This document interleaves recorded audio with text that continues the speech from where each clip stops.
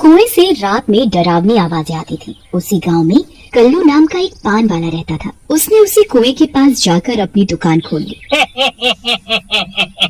कल्लू भैया, जब तक तुम्हारी दुकान का पान नहीं खाते तब तक मजा नहीं आता। क्या मिलावट हो इसमें? बस आप लोगों का प्यार है। एक रात हल्दीराम और तोता सिंह नाम के गांव वाले कल्लू की दुकान पर पान खाने आते हैं। खाई के पान बनारस वाला, हो खुल जाए बंद अकल का ताला, हो ताला ताला ताला ला ला ला। फिर कल्लू उन दोनों को पान बना कर देता है। ये लो भाई, पान खाओ और दुनिया को भूल जाओ। माँ कल्लू भैया, क्या पान बनाते हो? क्या पान बनाते हो आप? सचमुच मजा ही आ गया और आत्मा तृप्त हो गई, तृप्त। सही कह रहे हो हल्दीराम भाई, सचमुच मजा आ गया। अरे हल्दी भैया, क्या हुआ? क्या है तोता भाई को देखकर हंसे जा रहे हो? वो कोई जोकर है क्या? नहीं नहीं कल्लू भैया, वो दरअसल पान खाने के बाद तोता सिंह के होठ लाल हो गए हैं। वो सचमुच के पोपट यानी तोता लग रहे हैं, इसीलिए हंसी आ रही है। क्या खी खी खी खी कर रहे हो तुम दोनों? बहुत हंसी आ रही है। चलो मुझे ये बताओ कि पान कहाँ थूकूं? जहाँ वहाँ थूका तो गंदगी फैल जाएगी। ऐसा कहकर तोता सिंह कुएं की तरफ बढ़ता है और कुएं में जाकर थूक देता है। ये देखकर कल्लू घबरा जाता है और बोलता है, अरे भैया, ये क्या कर रहे हो? उस कुएं से अजीब सी आवाजें आती है। वहाँ कोई भी डर के मारे नहीं जाता है, आप वहाँ क्यों थूक रहे हो? कल्लू को यूँ डरा हुआ देखकर हल्दीराम जोर जोर से हंसने लगता है और बोलता है, कल्लू भैया, आप ही बहुत डरपोक हो। लो मैं भी थूक देता हूँ। अब जो कुछ भी होगा हम दोनों को होगा। ऐसा कहकर हल्दीराम भी कुएं में थूक देता है और फिर हल्दीराम और तोता सिंह वहाँ से चले जाते हैं। हल्दीराम और तोता सिंह की पान की पीक सीधा कुएं में सोए हुए शैतान के ऊपर पड़ती है और शैतान जाग जाता है। ये कौन दुष्ट है जिसने मुझे नींद से जगाया? और ये लाल सा क्या है? अभी जाकर देखता हूँ। शैतान गुस्से में कुएं से बाहर आता है और कल्लू को उसकी पान की दुकान पर बैठा हुआ देखता है। तो ये इस दुष्ट की शैतानी है। लोग इसकी दुकान से पान खाते हैं और मेरे ऊपर आकर थूकते हैं। अभी से मजा चखाता हूँ। ऐसा कहकर शैतान कल्लू के पास जाता है और उसे गुस्से में पकड़कर बोलता है, तूने मुझे जगाया पान वाले, मैं तुझे नहीं छोड़ूंगा। अभी मार कर खा जाता हूँ तुझे। शैतान को देखकर कल्लू डर जाता है और बोलता है, शैतान जी, मुझे क्यों मारोगे? भला मैंने क्या बिगाड़ा है आपका? मुझे छोड़ दो। लोग तेरी दुकान पर आते हैं और पान खाकर मेरे ऊपर थूक जाते हैं। आज भी 2 बार किसी ने मेरे ऊपर थूका। मैं तुझे जिंदा नहीं छोड़ूंगा। ऐसा कहकर शैतान कल्लू को उठाकर कुएं के अंदर चला जाता है। कल्लू डर के मारे बेहोश हो जाता है। बेहोश कल्लू को देख शैतान सोच में पड़ जाता है। अगर इस मरियल को मार भी दिया तो मुझे कोई फायदा नहीं होगा। क्यों ना इसका रूप बदल लूं, फिर इसकी दुकान पर जो भी आएगा वो मेरा शिकार बनेगा। ऐसा कहकर शैतान कल्लू का रूप धारण कर लेता है और असली कल्लू को बांध देता है। अगले दिन तोता सिंह और हल्दीराम फिर से कल्लू की दुकान पर आते हैं और उसका मजाक बनाते हुए बोलते हैं, तो कल्लू भैया, रात में नींद सही से तो आई ना? कहीं उस कुएं के शैतान की वजह से सो ना पाए हो? वैसे बहुत ही डरपोक है तुम्हारा शैतान। थूकने के बाद भी कुएं से नहीं निकला है? लेकिन कल्लू कोई जवाब नहीं देता। ये देख हल्दीराम बोलता है, तुम भी ना तोता सिंह, बिना सोचे समझे कुछ भी बोल देते हो। अरे भाई, देख नहीं रहे आज रसगुल्ले की तरह मुंह फूला है कल्लू भैया का। लगता है भाभी ने मारा है इनको। लेकिन कल्लू कुछ नहीं बोलता।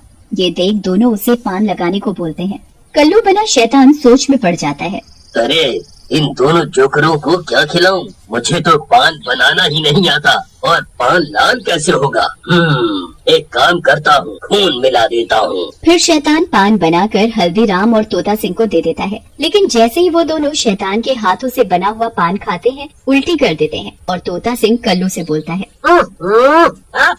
अरे भैया, ये कैसा पान बनाया है? लगता है जैसे इसमें खून मिला हो। बहुत गंदा स्वाद है इसका। अरे भैया, ये वाला गुलकंद आज ही आया है, आप थूक दो, मैं कल नया गुलकंद लाऊंगा। फिर हल्दीराम और तोता सिंह वहाँ से चले जाते हैं और शैतान भी उन दोनों का पीछा करने लगता है। रात में जब तोता सिंह सो रहा होता है, उसके दरवाजे पर जोर जोर से दस्तक होती है। तोता सिंह उठ जाता है। कौन है जो इतनी रात में दरवाजे को ऐसे खटखटा रहा है? हैं? तोता सिंह गुस्से में दरवाजा खोलता है, लेकिन अपने सामने खड़े शैतान को देखकर घबरा जाता है। शैतान, तुम यहाँ क्यों आए हो? मैं यहाँ कहाँ आया हूँ, बल्कि तुमने मुझे बुलाया है। 2 दिन पहले तुमने जिस कुएं में थूका था, मैं उसी कुएं में सो रहा था और तुम्हारे थूकने की वजह से जाग गया था। अब मैं तुम्हें और तुम्हारे दोस्त दोनों को जिंदा नहीं छोड़ूंगा। ऐसा कहकर शैतान तोता सिंह को मार डालता है और वहाँ से चला जाता है। अगले दिन हल्दीराम तोता सिंह के घर आता है और मरे हुए तोता सिंह को देखकर रोने लगता है।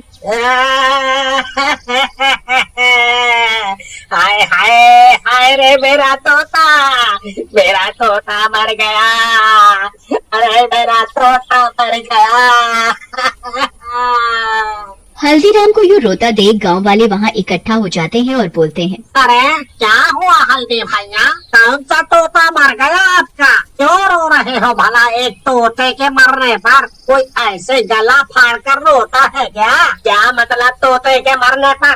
अरे मूर्खो, तोता सिंह मरा है, कोई असली तोता नहीं। हल्दीराम की बात सुनकर गांव वाले घबरा जाते हैं। तभी वहाँ खड़ा गांव वाला, जिसका नाम सोहन होता है, हल्दीराम से बोलता है, हल्दीराम भैया, ये हमको शैतान का काम लगता है। हाँ, कल जब हम अपनी राम प्यारी के साथ छत पर खड़े थे तो हमने किसी बहुत ही डरावने आदमी को देखा। लगता है उसी ने तोता सिंह की गर्दन मरोड़ी है।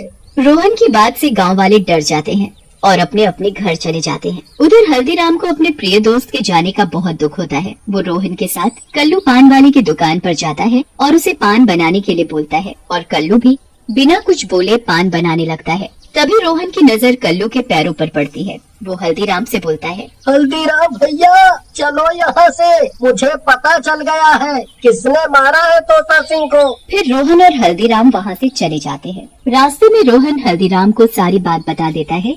तो इस शैतान ने कल्लू का रूप बदल रखा है, लेकिन फिर वो असली कल्लू कहाँ है? रोहन और हल्दीराम बातें कर ही रहे होते हैं कि तभी वहाँ शैतान आ जाता है और जोर जोर से हंसते हुए बोलता है,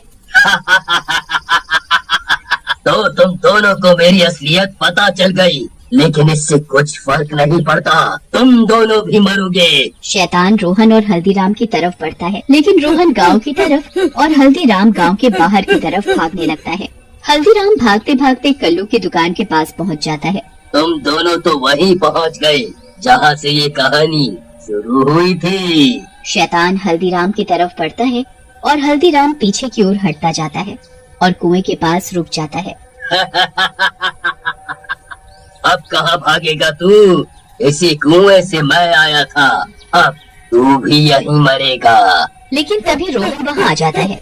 उसके हाथ में यज्ञ की पवित्र अग्नि होती है। वह वो अग्नि शैतान के ऊपर डाल देता है। शैतान जलता हुआ कुएं में गिर जाता है। थोड़ी देर बाद कुएं से असली कल्लू निकलता है। हम हैं असली कल्लू पान वाला, वो शैतान तो जलकर मर गया। आओ मीठा पान लगा देता हूँ, आओ। लंबे समय पहले एक गांव में एक छतरी वाला रहता था। उसका नाम प्रजय था। प्रजय हर रोज उसकी बनाए हुए छतरियों को 4 पहिए वाली गाड़ी पे गांव में बेचता था। प्रजय की छतरियां गर्मी के मौसम में और बारिश के मौसम में अच्छे दाम पे बिक जाती थी। ऐसे प्रजय का व्यापार अच्छा चल रहा था, लेकिन सर्दी के मौसम में व्यापार अच्छा ना चलना प्रजय को चिंतित करता था। चिंता के कारण वो सोच में पड़ गया जब उसे उसके सामने दो बच्चे, एक कुत्ता और एक बॉल के साथ खेल रहे थे। तब आहा, उस कुत्ते पे लगे धब्बे और उस बॉल के 12 रंगों के जैसे अगर मैं भी छतरियों को बनाने में इनका इस्तेमाल करूँ तो ऐसे अपने विचार के अनुसार अलग तरह के छतरियाँ बनाना शुरू कर देता है। सबसे पहले छतरी की तैयारी के लिए जरूरी पॉलिस्टर कपड़े को खरीदता है और फिर उस छतरी पे लगाने के लिए रंगों को इकट्ठा करता है।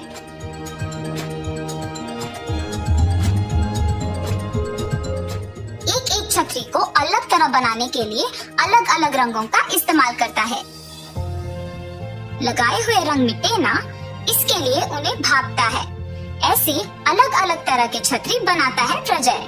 कुत्ते पे लगे धब्बे का छतरी, इंद्रधनुष के रंगों वाला छतरी, पानी में कूदते हुए डॉल्फिन्स की छतरी, रंगीले फूल की छतरी, हाथी के चित्र की छतरी, विश्व के नक्शा वाला छतरी, पीले बतख की छतरी, ऐसे तरह तरह के छतरी बना के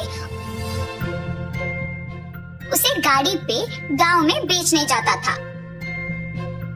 प्रजय के पास एकदम नए विभिन्न प्रकार के अलग अलग छतरी होते देख गांव के सारे लोग आकर्षित हो गए और उस तरह सर्दी का मौसम होते हुए भी उसके छतरी अच्छे दाम पे बिक जाते हैं। प्रजय का व्यापार अच्छा चलने पर उस पे कल्पना नामक एक और छतरी व्यापार चलाने वाली की नजर पड़ती है। ओहो, तो ये है वो आदमी जिसके कारण मेरा व्यापार ठीक से नहीं चल रहा। छतरियों पे अजीब तरह के चित्र डालने से इतना बिक जाते हैं क्या? अब बिना किसी देर के इसका काम तमाम करना होगा। ऐसे कल्पना प्रजय के प्रति ईर्ष्या और द्वेष पैदा करने लगी और सोचती है कि उसका व्यापार ठीक चलाने के लिए प्रजय के व्यापार में मुश्किलें खड़ा कर देगी।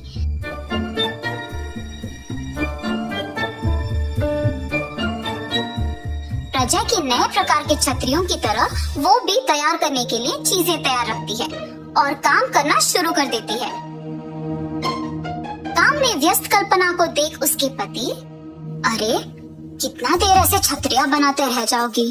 तुम तो वैसे भी कह रही थी कि व्यापार अच्छा नहीं चल रहा है, तो फिर इतना कष्ट लेने की क्या जरूरत है? हमारे गांव में प्रजय नामक एक छतरी बनाने वाला है। सर्दी के मौसम में छतरियाँ बिकती ही नहीं, मगर उसके पास रंग बिरंगे अलग प्रकार के नए छतरी देख सब लोग खरीद रहे हैं, इसीलिए मैं भी उसी प्रकार के छतरियाँ बना रही हूँ। अच्छा, परंतु तुमने अगर उसके ही जैसे छतरियाँ बनाई तो इस बात की क्या यकीन है कि लोग तुमसे भी उसी तरह खरीदेंगे? इसीलिए मैंने इसका एक उपाय सोचा है। ऐसे कहकर अपने पति को सब समझाती है। अपने पति के साथ रात को प्रजय के घर जाती है। प्रजय वहाँ छतरियाँ बनाना खत्म करके परिवार के साथ भोजन के लिए दूसरे कमरे में जाके बैठता है। ये देख छतरियों को रखे हुए कमरे में खिड़की के लोहे के छाड़ों को खींच के अपने पति को अंदर भेजती है। उसके पति अंदर जाके छतरियाँ सारे एक एक करके बाहर रुकी कल्पना को दे देता है और वहाँ की सारी छतरियाँ गायब कर देते हैं।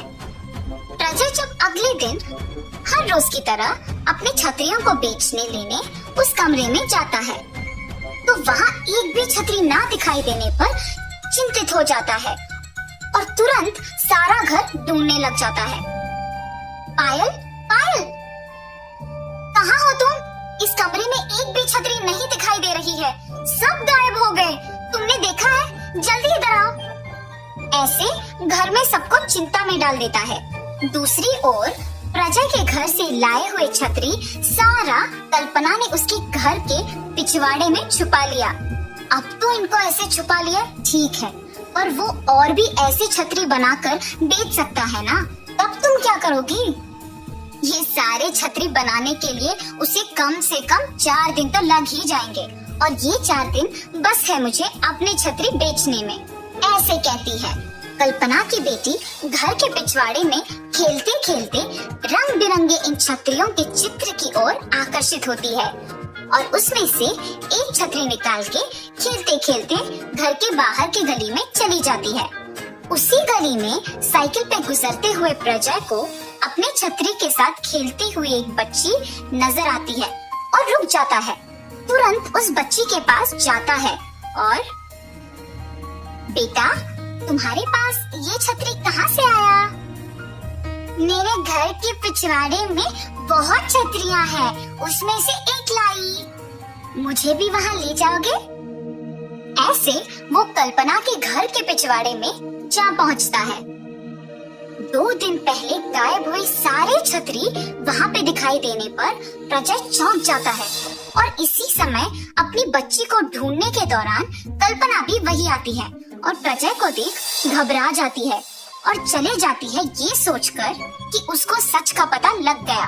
कल्पना के घबरा के ऐसे चले जाने देख प्रजय को समझ आता है कि उसने ही इन सारे छतरियों को चुराया है। सच पता लगने पर प्रजय दुखी होता है और सोचता है कि छतरियों पे चित्र के अलावा कुछ और भी कर सकते हैं और इसीलिए नए प्रकार के छतरी बनाने का निश्चय करता है। केवल अलग अलग चित्र और रंग ही नहीं, बल्कि एकदम नए प्रकार के छतरी बनाना शुरू कर देता है। बहुत ही आकर्षक